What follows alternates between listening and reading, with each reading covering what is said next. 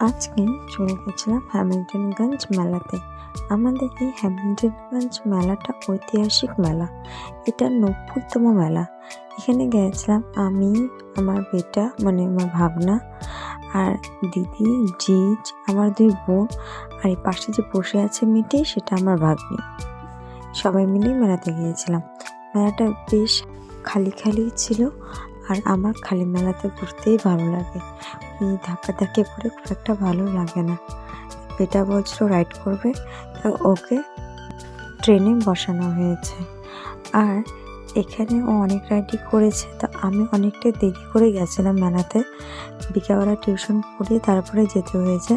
তার আগেই দিদিরা বেরিয়ে গেছিলো সন্ধ্যার মধ্যে। তাই ও অনেক রাইডই করেছে, যেগুলো ভিডিও আমার কাছে আর নেই। এইখানের ভিডিওটি আমার কাছে আছে। আর মেলাতে একটু হালকার মধ্যেই ঘুরতে ভালো লাগে, যাতে সব জিনিসগুলো দেখা যায়। আর এই আমাদের এই ঐতিহাসিক মেলাটা হ্যামিল্টনগঞ্জের অনেক বড়। কালী পূজার পরের দিন থেকে এই মেলাটা শুরু হয়ে যায়। প্রায় ১৫ দিনের মতন এই মেলাটি এখানে থাকে। কদিন ধরে অনেক ঘোরাঘুরি হয়ে যাচ্ছে, তাই শরীরটাও বেশ একটা ভালো যাচ্ছে না। তাই ভিডিওগুলো অনেক লেট করেই তোমাদের সাথে শেয়ার করেছি এক এক করে। এই মা কালী হ্যামিল্টনগঞ্জে খুবই জাগ্রত। আমি মাঝে মধ্যে এখানে আসি। আর ঠাকুরমশাই আমার সাথে আবার কিছুক্ষণ কথাও বললো। অনেক দিন পরে দেখা হয়েছে, একটু আশীর্বাদ করে তারপর আমরা দক্ষিণা দিয়ে পুজো করলাম একটুখানি। এই আমার বুনু, আর এখানে বেটা। দিদি আর জিজ আগে ওদিকে কিছু কেনাকাটি করছিল, তাই আমি মন্দিরে ঢুকে গেছিলাম। ওই সময়টা একটু ভিড় হয়ে গেছিলো।